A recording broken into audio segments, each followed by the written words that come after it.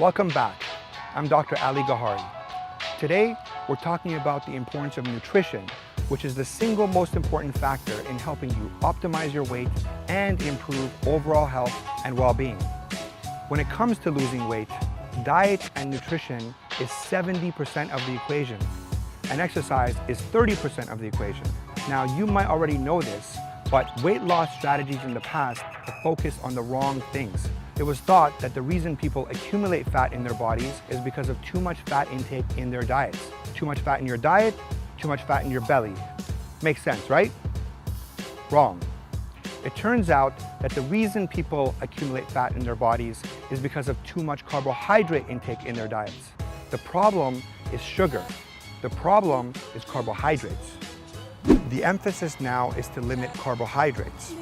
South Beach diet, Atkins diet, Paleo diet, hunter-gatherer diet, they're all describing the same thing, which is high protein and moderate to extreme reductions in carbohydrate levels. Now, carbohydrates are divided into simple and complex. Let's call the first one simple sweets. We're talking about candy, chocolate, cake, ice cream, pop, juice. These are made of two sugar molecules that give it a sweet flavor. These are to be avoided at all costs. They are completely off limits.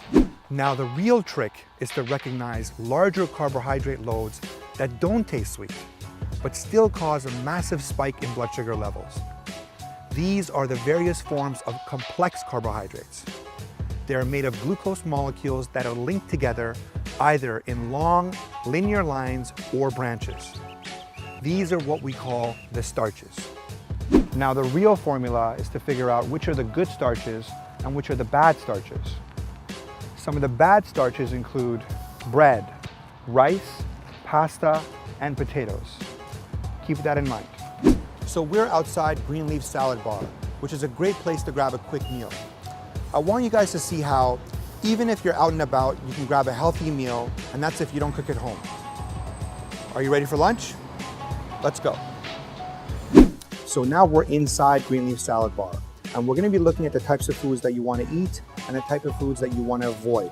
The basic rule of thumb is that if we're looking at the hunter-gatherer diet, we wanna be thinking about the types of foods that a hunter-gatherer actually had access to or didn't have access to. So what we have here is rice. Now, would a hunter-gatherer have access to rice? Pre-civilization, pre-cultivation? No, not really. So we wanna really limit rice. Next here, we have some bread. Would they have access to bread? No. So we want to avoid bread as well. We have pasta. Would they have access to pasta? No way. So pasta's out. Next, we have potatoes. Would they have access to potatoes? Probably not. Maybe, but probably not. So we want to limit potatoes as well. So these are the bad carbs. What we want is the good carbs. And the reason that they're good is because they're made of fiber, but also the glucose molecules are linked together, not just in linear chains, but in branches. And that makes it a lot harder for the body's enzymes to get in and break up the bonds. So the glucose molecules are released more slowly, more of a slow, gradual release of blood sugar. And that prevents a spike in blood sugar, a spike in insulin levels, and large fat deposition. So it turns out that these good carbs are mostly vegetables. Hunter-gatherers go gathering for vegetables. So let's do that. So what we're gonna do here is we're gonna get lots of our greens. We're gonna get our greens. So lots of spinach. We're gonna get some lettuce, some more greens. Definitely gonna get some cucumber.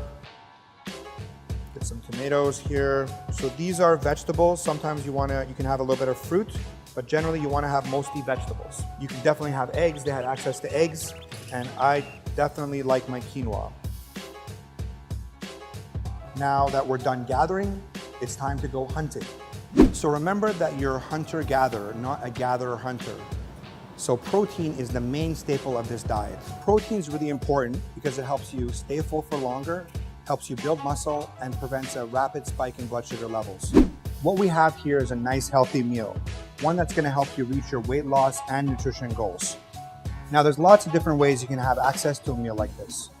You can cook You can meal plan, you can use a meal delivery service, or you can do what I do, which is have a list of restaurants and locations that allow you to have quick access to healthy meals like this. Whatever you decide to do, it's something that you really need to plan and organize and do consistently. Once you master this, then we can add some other weight loss strategies that are going to help accelerate your weight loss. But this part comes first.